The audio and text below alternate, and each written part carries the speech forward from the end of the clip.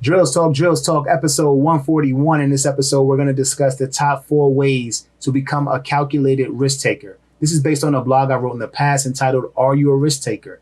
For most of us, the answer is no.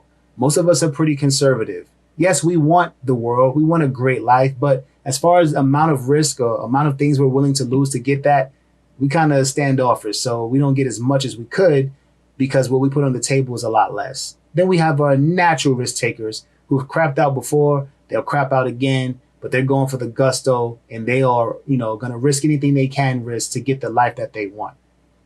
We'll find out which one you fall into. Let's get started. Yo, Drills.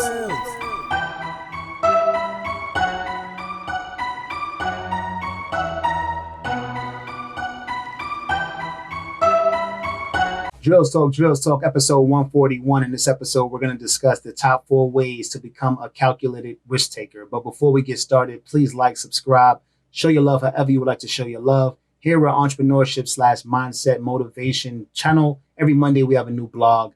Every Wednesday, there's a new Drills Talk. Please join us, stick with me, hit that subscribe button. Let's get started. Number one. Number one is to know your type.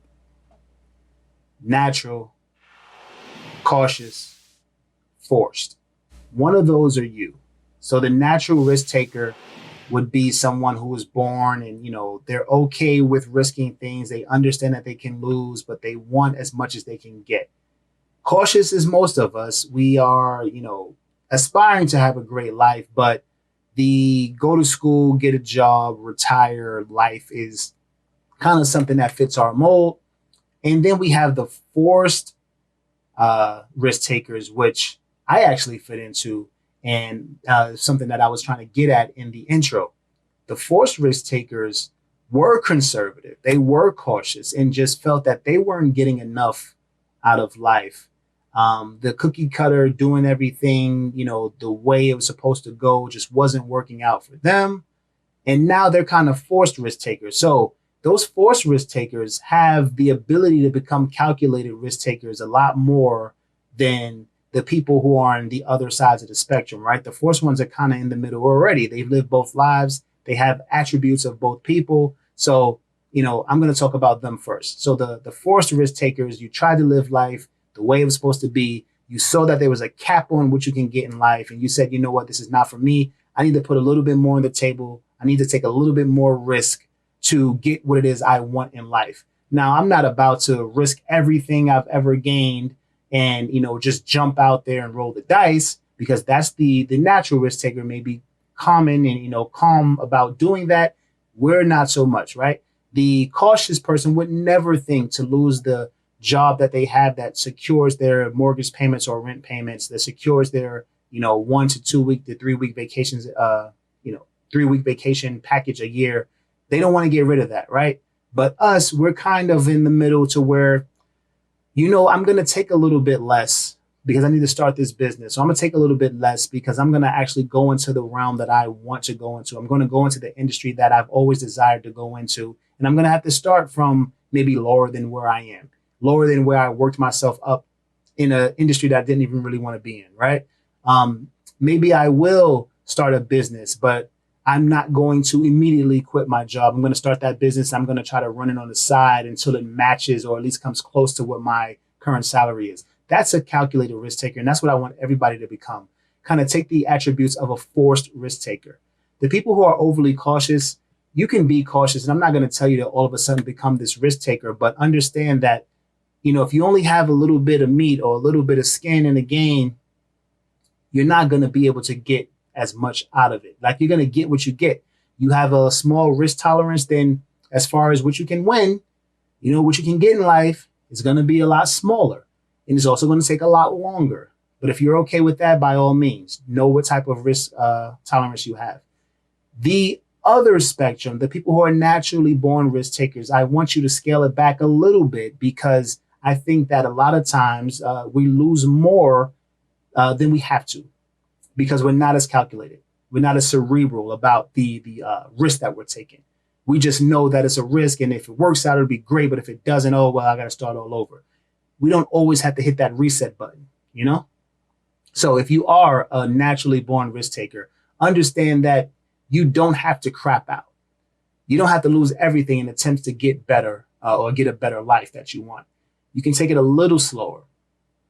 You can make it a little more step by step than I'm just going to jump out there and hope for the best. You don't have to hope for the best when you're a little bit more calculated. So let's try that out. Number two. Number two is small wins count. Small wins add up to one large win. Small wins can be, us wanting to quit our jobs, not quitting, but then finding a side hustle that gives us a little feeling of independence and no, it's not going to allow us to quit, but it shows us that, change is possible. That's a small win.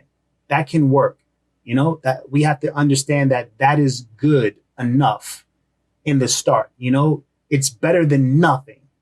And for the people who are, natural risk takers, that may not seem like enough. A small win is like, cool, but what I really wanted was this. I got a couple of twos. What I really wanted was a 10. Well, understand that 5 twos are 10. Be a little more patient. The people who are cautious, they may appreciate the small wins because, again, most of the time their wins are small because they don't take that much of a risk. But if we can tell ourselves that small wins add up to big wins, getting 1% better every day, right? Sounds like not much. At the end of the year, you're almost 4 times better than you were if you keep that up. It's 3.65. Everybody wants to know 3.66 if it's a leap year. For the math people, it's going to, keep me straight on that one. But understand that small wins, small improvements all add up, and they can add up tremendously if we're consistent about it.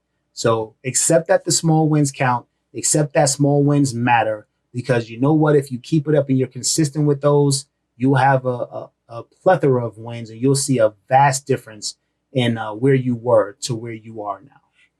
Number three. Number three is to assess every situation, every possibility, every opportunity. Because some opportunities don't really show themselves as what they can be. You have to, dig a little deeper and see what your opportunities can be. What would you doing that or taking part in that opportunity enable for you to do in addition to that? Let's say if you are an aspiring actor or actress and you see that this is this unpaid, something, maybe it's a commercial, maybe it's a video or whatever, it's unpaid. And if you know the life is going to be all day, it's going to take 12 hours out of your day. They're not going to pay you. They give you credit or whatever. And you're like, well, I really need to make some money. Right? But on the surface, that opportunity is not okay. Right? You assess that on the surface and you're like, well, it's going to take 12 hours of my day. I'm not going to be able to make any money. And I'm not getting paid at the end of the day, even though I'm not making money those 12 hours, So it's like, okay, that's a loss of 24 hours. That's the whole day. I wake up, I get ready, I sit there for 12 hours, I do that part, and then I leave, I get home. The only thing I've lost was the gas that I paid money for, right? So that's a negative day. But if you dig a little deeper, who's at that place? You know what I mean? It's like, are there other aspiring actors and actresses to where you can, what's your Instagram, what's your IG? Let me follow you. You follow me. See what's going on. Maybe they know of another video that's going on. Who's going to be there? You have to look at the opportunity of the people you may meet, because the people you may meet may be able to get you that paid role to where you're not worried about sitting for 12 hours because you're getting paid on an hourly basis, or you're getting paid even better than that. You're getting paid for a episode, or you're getting paid for a major role, So understand that different opportunities may not on the surface look that great. But if you take that calculated risk of, what, I know I may not make anything, or I know I'm not going to make anything in this opportunity, but if I can meet some people, those connections can make the next situation a lot better. So dig a little deeper in assessing your opportunities, because they are usually hidden. Number four. Number four is to know what is enough. What is your number? What are you trying to reach? When is it good enough? Because if you keep putting things on the line and you keep taking risk, you're going to lose eventually, right? You're going to lose something. And maybe you're in a position to where you don't really need to lose anything. Like, in the beginning of your career, whether you're starting a business or an actress, actor, rapper, or singer, or whatever, you're going to take a little bit more risk. You're going to dedicate more of your time to things that may or may not work out. But when you get to a certain level, a certain status, you can start saying no to those situations because you understand, you assess the situation. Yeah, I can go there. I can meet some people, but I already have a nice amount of people that I know in my industry to where I'm probably not going to meet anybody else. Or I'm not going to meet someone who would drastically change my status or my ability to get work in my chosen field. Most of us probably not there yet, right? So understand that you have to have what is enough in your head. It could be amount of money. So if you're chasing, your dream is to do whatever it is in whatever industry you're in, but I want to be a multi-millionaire. Okay, what is multi? Let's put a real number on it. Because if we put a number on it, then we know when we've actually achieved the goal. If we don't, we're just out there chasing, and it's just like a numbers game. And like, how much can I get? How much can I get?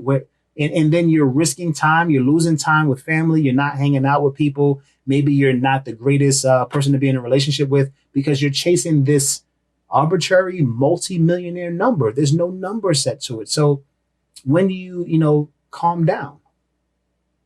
When do you relax? When do you appreciate everything you've accomplished?